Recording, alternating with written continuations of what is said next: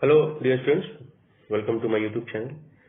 ये दूसरा प्रॉब्लम है जे एडवांस 2024 के पेपर 1 के मैथ्स का प्रोबेबिलिटी का क्वेश्चन है। Let's see, student appears for a quiz consisting of only true false type questions and answers all the questions. The student knows the answer of some questions and guesses the answer for the remaining questions. Whenever the student knows the answer of a question, he gives the answer. Assume that probability of student giving the correct answer given that he has guessed it is 1 by 2. Also assume that the probability of the answer for a question being guessed given that the student's answer is correct is 1 by 6.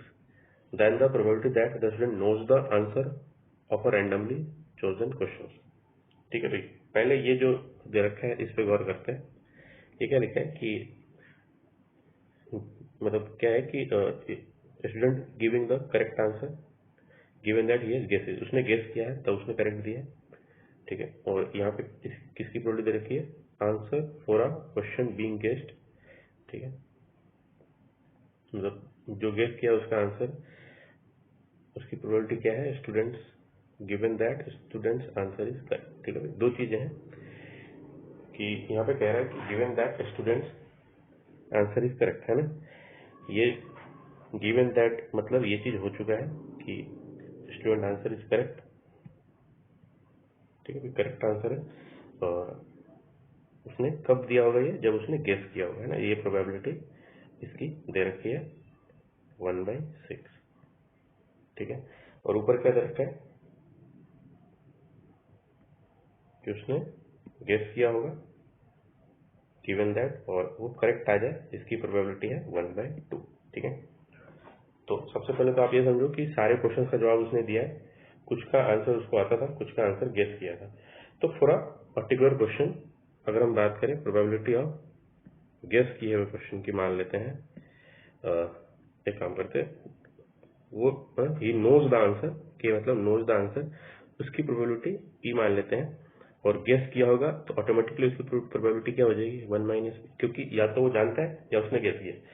तो knows की probability P है, तो guess की क्या हो जाएगी? 1 - ठीक है, और उसने जवाब दिया और वो करेक्ट आ गया है। प्रोबेबिलिटी जो दे रखी है वो क्या है? ये करेक्ट आ चुका है लेकिन उसने गेस किया है।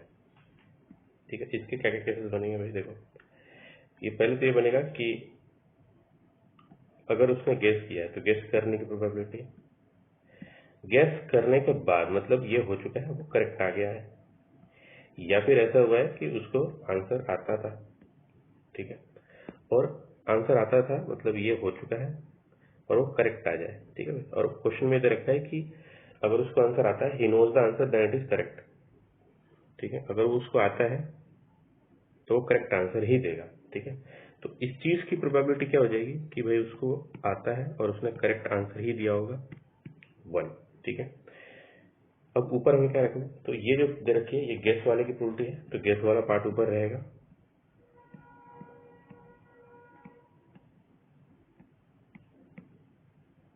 ठीक है, इन सब की वैल्यूज पुट करते हैं।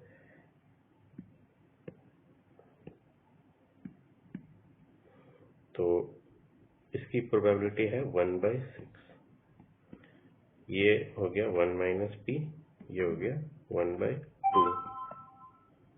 वापस से 1 - p 1/2 प्लस नोज की हमने ली थी p, और ये c/, के मतलब उसने वो जानता था, है ना। He knows the answer and वो करेक्ट हो, तो अगर वो जानता है तो उसका आंसर सही देगा, इसकी प्रोबेबिलिटी हो जाएगी आपकी 1। ठीक है भाई, इसको सॉल्व करेंगे, हमारा आंसर p, हमें p निकालना है। ठीक है, p निकालना है क्योंकि उसने वो क्वेश्चन जानता है ना, student knows the answer of randomly chosen question, हमें p निकालना है। तो इसको सॉल्व करते हैं। 1 - p upon 1 - p plus 2p।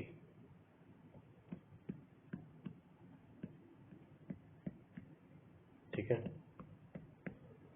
p निकालना है, 6 - 6p equal to 1p, 5 equal to 7p। p की वैल्यू कितनी आ जाएगी? 5/7 में नोज में किसी भी क्वेश्चन का आंसर नोज, उसकी प्रोबेबिलिटी है और ये कौन सा ऑप्शन है हमारा, third option. So that's the solution, and if you're new to the channel, please subscribe. Thank you.